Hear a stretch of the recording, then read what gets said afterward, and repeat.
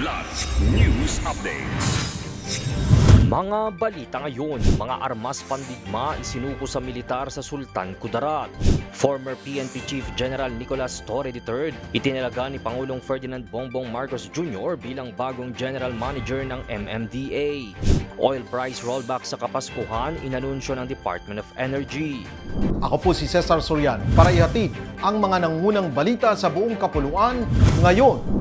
Iba't ibang matataas na kalibre ng armas at pampasabog ang voluntaryong isinuko ng mga residente sa tanggapan ng 7th Infantry Battalion sa Barangay Kapaya, Bagumbayan, Sultan Kudarat kahapon December 19.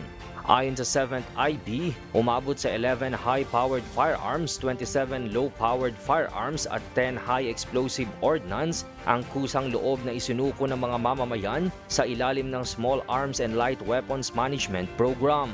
Kabilang sa mga isinukong armas ang 12-gauge shotguns at pistols, M79 grenade launchers, Springfield caliber .30 rifle, 9mm submachine gun, mga granada at iba pang pampasabog. Pinuri naman ng kasundaluhan ang hakbang ng mga residente tungo sa pag-abot sa kapayapaan at pagpapatunay na bawat armas na naisusuko ay nagliligtas ng mas maraming buhay.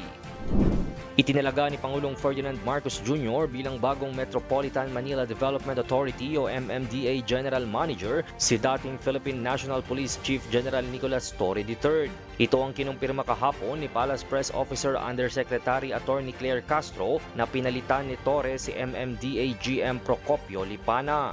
Wala namang sinabing dahilan ng palasyo sa desisyong alisin sa pwesto si Lipana. Ayon naman kay DILG Secretary John Vic Remulla na mapipilitang magretiro si Torre sa pagiging pulis kung sakaling tatanggapin nito ang posisyon.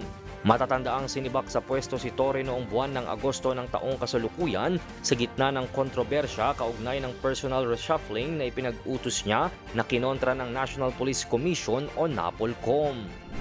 Good news sa mga motorista ngayong Kapaskuhan dahil inaasahan ang pagbaba ng presyo ng langis sa Christmas week ayon sa Department of Energy o DOE. Batay sa kanilang monitoring sa Means of Platts Singapore, posibleng bumaba ang gasolina sa 1.20 pesos kada litro, 1.70 pesos naman sa diesel, habang 1.75 pesos naman ang ibababa sa kerosene. Ayon sa DOE, ang inaasahang pagbaba ay bunga ng nakikitang kasunduan sa pagitan ng Russia at Ukraine, gayon din ang sapat na supply sa pandiigdigang merkado at mababang demand ng langis. Sa kasalukuyan ay tumaas at naglalaro ang presyo ng gasolina ng 21.30 pesos, diesel ng 21.65 pesos at kerosene ng 6.65 pesos. Para sa Kidlat News Channel, ito si Jai Reyes, nag-uulat. Ako po si Cesar Sorian, kasama nyo sa bawat pagputo ng balita.